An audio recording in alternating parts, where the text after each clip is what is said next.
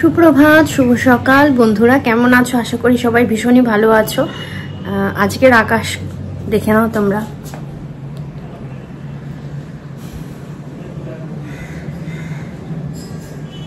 মেঘে ভর্তি পুরো, তার সঙ্গে ঠান্ডা হাওয়া। খবরে তো বলছে সকালবেলা, অ্যাকচুয়ালি আমরা একটুখানি খবরটা শুনে নিই চা খেতে খেতে। বলছে খড়গপুর, ঝাড়গ্রাম ওইসব দিকে নাকি শিলাবৃষ্টি হয়েছে, পুরো নিচে না বরফে ভর্তি, বড় বড় শিলাখণ্ডে। তো ওয়েদার খুব খারাপ। রিকনকে বললাম ঠান্ডা লাগাস না বাবা, কটা দিন তো, আর ভালো করে ঠিকঠাক থেকে পরীক্ষাগুলো দাও। আপাতত এখনো অবধি ঠিকঠাক আছে। দেখো, সব বাচ্চারাই তো নিজেদের 100%টা দিয়ে আসে, যেহেতু ওরা স্টুডেন্ট, ওরা তো কখনোই চাইবে না খারাপ করতে। এবার কি নাম্বার দেবে, কি চেকিং হবে, সমস্তটাই পুরো স্কুলের দায়িত্ব। চাই না, দেখা যাক।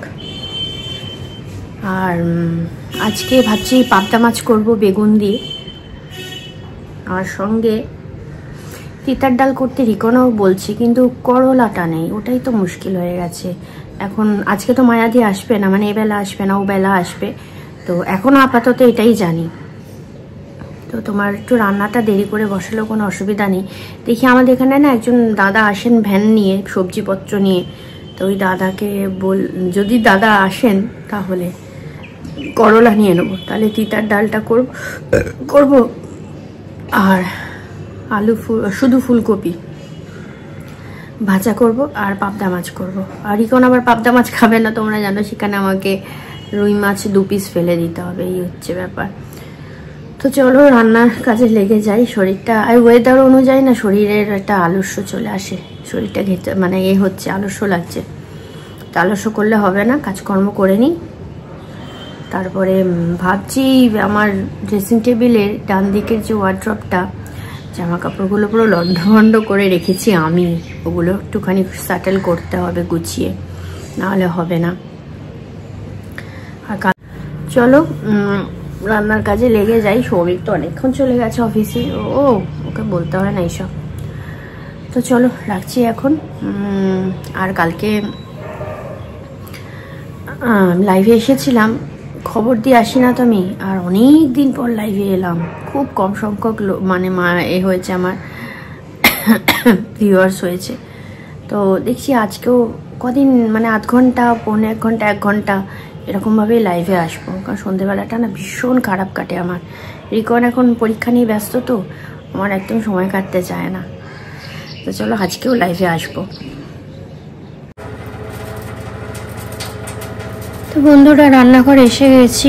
শুক্তোর ডাল করব, মানে তিতার ডাল করব। তার জন্য লাউটাকে একটুখানি পিলার দিয়ে ছুলে নিচ্ছি, আর তারপরে এক এক করে লাউগুলোকে কেটে নেব। মানে আমি কিন্তু ধুয়ে নিই, হ্যাঁ, এই যে গোটা লাউটাকে আমি ধুয়ে নিয়েছি, নিয়ে তারপরে পিলার দিয়ে খোলাটাকে পিল করে নিচ্ছি। তারপরে ছুরি দিয়ে আমি এটাকে বানাবো। খুব একটা আমি ছোট সাইজ করি না তিতার ডাল করতে গেলে, লাউয়ের ডাল আর কি, বেশ ডুমো ডুমো করে রাখলেন। আর দেখছি ছুরিটা একদম ধার নেই, এই ধার দেওয়ার এই যে এইটা মেশিনটা আমার কাছে থাকে, আমি সবসময়ের জন্য একটুখানি ধার পড়ে গেলেই না ছুরিগুলোকে ধার দিয়ে নিই। ব্যাস, এবার ধারটা দিয়ে নিলাম। এবার দেখবো আমার কাটতে খুব সুবিধা হবে, ছটছট করে কাটা হয়ে যাবে।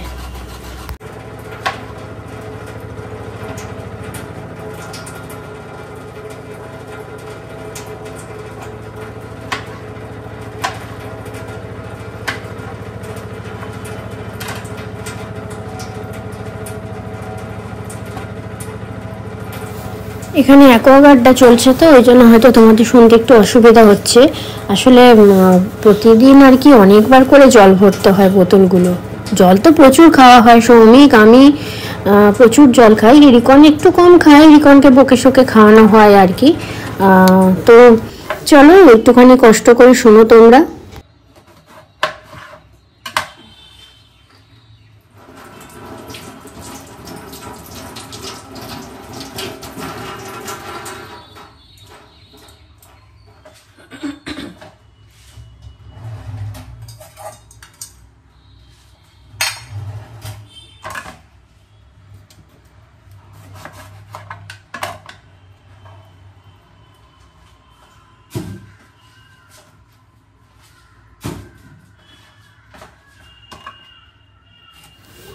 এবার ফুলকপি ভাজার জন্য ফুলকপিগুলোকে একটু বড় সাইজ করেই কাটছি, খুব একটা ঘনকুচি করছি না।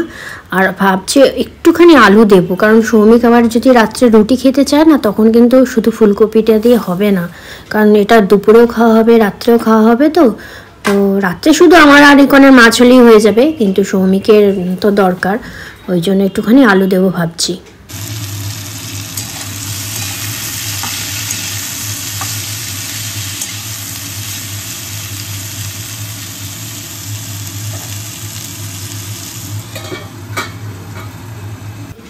আর এই হচ্ছে পাবদা মাছ, আর রিকনের জন্য 2 পিস রুই মাছ নিয়ে নিয়েছি। এই বেগুন দিয়ে পাবদা মাছটা করব, ওই জন্য বড় করে 4 পিসই করেছি। রিকন খাবে কিনা জানি না তাও। তো দেখো বন্ধুরা, আমার রুই মাছ ভাজা হয়ে গেছে। রিকনের মাছটা 1 পিস আছে, রুই মাছ একটু কড়া হবে, যেটা ভাজা খেয়ে যাবে। আর এই দুটো ও রাত্রে আর দুপুরে এসে খাবে। আর আমি দেখো একদম কমিয়ে বসিয়েছি, এটা একদম কম আঁচ পাবদা বসিয়েছি। খুব একটা ফাটছে না কেন বলো তো, আমি একদম কমিয়ে বসিয়েছি আঁচটা। গায়ে কিছু কিন্তু তেল ঠেল মাখাইনি। এই মাছগুলো ভীষণ ফাটে, এই মাছ আর মাছ, বোয়াল মাছ যদিও আমরা খাই না, বোয়াল মাছ ফাটে। তা একদম কমিয়ে বসাতে হয়, একটু টাইম লাগে। টাইম তো একটু অবশ্যই লাগবে, মানে সব কিছু তো হুড়োহুড়ি করে হয় না, বলো না। অন্যান্য রান্না আমি মিডিয়াম করে বা বাড়িয়ে ঠাড়িয়ে করি, কিন্তু এই রকম ধরনের মাছগুলো না আমি একটু কমিয়ে কমিয়েই ভাজি। তো সেই ভাজাই হচ্ছে। আর কালকে আরেকটা, মানে দেখো কপালে থাকলে হয়। কালকে যেমন, কালকে না পরশু দিনে বোধহয় তিতার ডাল করেছিলাম করলা আর আলু দিয়ে। সেই করলার বীজ রিকনের সামনে দাঁড়িয়ে ফটাস করে ফাটলো। মানে যদি কপালে থাকে তো ওইভাবেও মানুষের ফোসকা পড়বে, মানে অঘটন ঘটবে। আমি সেটাই বলতে চাইছি। করলার বীজ কখনো ফাটে ওইভাবে তুমি দেখেছো? আমরা তো করলা কেটে কেটেই দিই। এবার ওখানে একটা বীজ যে ওরকম গোটা রয়ে গেছে আর সেটা ফাটবে, এমনিতে আমি বীজ ফেলেই দিই। আর যদিও গায়ে ফোসকা পড়েনি, একটা মানে ভালো কথা। তো আমার তিতার ডাল হয়ে গেছে, আমি তোমাদের দেখাচ্ছি। দেখো কত কি রান্না করে ফেললাম। এ দেখো আলু ফুলকপি ভাজা, এখানে হয়ে গেছে তিতার ডাল। আমি না যখন ডালটা করে নিই তারপরে একটুখানি দিয়ে দিই, ঘি দিয়ে দিই। আর রিকনের ডালটা এখানে তুলে রেখেছি, এই যে ও যেটা এখন খেয়ে যাবে। এমনিতে আমার যে কোনো জিনিস আমি চটপট করে নিই, ওই ধিকিয়ে নড়ে চড়ে করবো ওরকম আমার অভ্যাস নেই। ঝটপট করে নিয়ে তারপরে বসবো। তার মধ্যে বাসন কোসনও টুকটাক করে মাজা চলছে, কাঁচের বাসনগুলো, কারণ মায়াদি সেই বিকালে আসবে। তার জন্য তো আমি এঁঠো বাসন ওইভাবে তো ফেলে রাখতে পারবো না। এমনিতে রান্নাঘরটা ছোট, সেখানে আমি যদি সব ফেলে রাখি দেখতেও ভালো লাগে না। তো রিকন স্কুলে বেরোক, তারপর আস্তে আস্তে অনেক কাজই আছে। না হলে একটু এডিটিংয়ে বসবো। এডিট করা হয়নি, যে ভিডিওটা আজকে পোস্ট করব সেই ভিডিওটা এখনও এডিট করা হয়নি, করতে বসবো। দেখো বন্ধুরা, একটা জিনিস আমি তোমাদের দেখাচ্ছি। এই দেখো, এই জিনিসটা তোমাদের দেখাচ্ছি। দেখো এই দেখো গায়ে দেখেছো কিরকম ফোসকা ফোসকা পড়েছে। এই ফোসকাগুলোই আমাদের গায়ে দিয়ে যেত যদি আঁচ বাড়িয়ে করতাম। যদি আঁচ বাড়িয়ে করতাম, এই মাছের গায়ের ফোসকা আমাদের গায়ে চলে আসতো। এইটাই তোমাদের দেখানোর ছিল। তো আমার সব মাছ ভাজা হয়ে গেছে, লাস্ট একটা চলছে। তারপরে মাছের ঝোলটা পাতলা করে নেবো। তো বন্ধুরা, রিকন বেরিয়ে গেল স্কুলে। এখন দেখো 10:20 বেরিয়ে গেছে, 10:10 মধ্যে বেরিয়ে গেছে। তো আমার রান্নাও সব কমপ্লিট হয়ে গেছে, শুধু ভাতটা বাকি। পরেই করবো ভাতটা। আর জল ছিল না পাম্পে। বোঝা যায় আমার ওপরের ফ্লোর এইখানে, এই ওপরটাতে এখানেই তোমার ট্যাঙ্কিটা বসানো, তো বোঝা যায় জল ছাড়লে। তাড়াহুড়ো করে রিকন বেরিয়ে যাওয়ার পরে তাড়াহুড়ো করে ছাদে গেলাম, গিয়ে একটু গাছে জল দিয়ে আসলাম। কারণ দেখো মেঘলা ওয়েদার থাকলেও না ভীষণ গুমোট গরম। তো গাছগুলো জল না দিলে ঠিক হবে না। আর গাছে না টমেটো, অনেকগুলো টমেটো গাছ হয়েছে। টমেটোর ভারে পুরো গাছগুলো নুয়ে পড়েছে। এখন দেবাশিস তো কালকে আসবে বলেছে, ও যতক্ষণ না আসছে ওগুলো বেঁধেও দিতে পারছে না, কি করবে কে জানে। অনেক গাছ হয়েছে। একটা গাছ বোধহয় আমি মানে দাঁড় করার থেকে হয়তো ভেঙেই ফেললাম, ফলশুদ্ধ গাছ। কারণ দেখা যাক কালকে যদি সেরকম বোঝে তো ওই গাছটার ফলগুলো সবই দিয়ে দেবে। অনেক টমেটো হয়েছে। আর এখন টমেটো সস্তা হয়ে গেছে, ওরা হয়ে কি হবে, তো যাই হোক, তাও নিজের গাছের জিনিস ভালো। কাঁচা টমেটো এখন আছে, যখন পাকবে তখন আনবো। আর এখন তাহলে কি করব, স্নানটা করব, একটু পরে স্নান করতে যাবে। এখন বসে বসে না এডিটটা করে নিই, তারপরে স্নানটা করব, করে পুজোটা দেবো, ব্যাস। রিকনের আস্তে আস্তে কালকের মতন দুটো হবে। সৌমিক ফোন করলো যে রিকনকে বলে দিয়েছো আমি আনতে যাবো, না হ্যাঁ বলে দিয়েছি, 1:30টায় ছুটি হয়ে যাচ্ছে, এক্সাম শেষ, এই হচ্ছে ব্যাপার। তো চলো এখন রাখি। ভিডিওগুলো কীরকম লাগছে একটু কমেন্টের মাধ্যমে জানিও। আর যারা যারা দেখছো, ভিউ তো অনেক হচ্ছে, প্লিজ একটা করে লাইক করে দাও। শুধু দেখে চলে যাচ্ছ, লাইক না করলে কি করে হবে বলো? একটা করে লাইক করে দাও, কমেন্টস করার দরকার নেই, অন্তত লাইক তো করো, এইটুকুনি তো করতে পারবে। একটা বাটন কি মানে প্রেস করতে কত আর টাইম লাগে, প্লিজ একটুখানি লাইক করে দিও।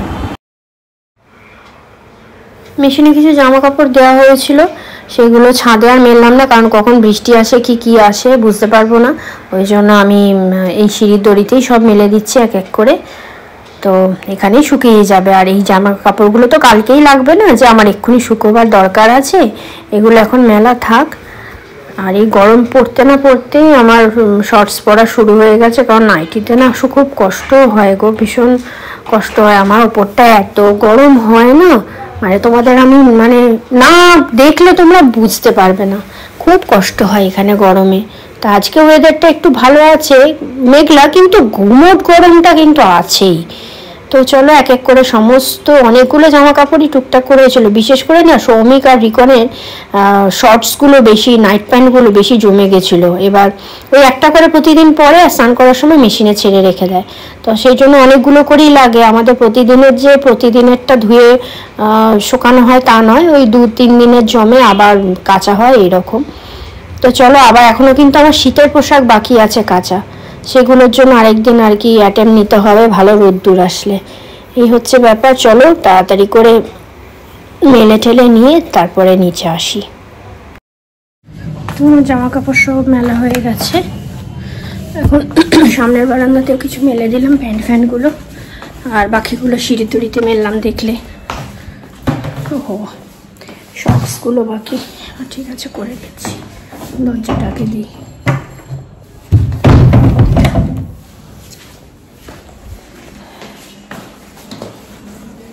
এই যে শর্টস আছে, আর সৌমিকের একটা নাইট প্যান্ট আছে, জানলাতেই মেলে দিই।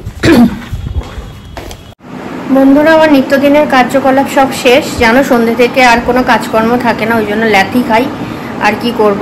তো ভিডিওটা এখানেই এন্ড করছি। তোমরা সবাই ভীষণ ভালো থেকো, সাবধানে থেকো, সুস্থ থেকো।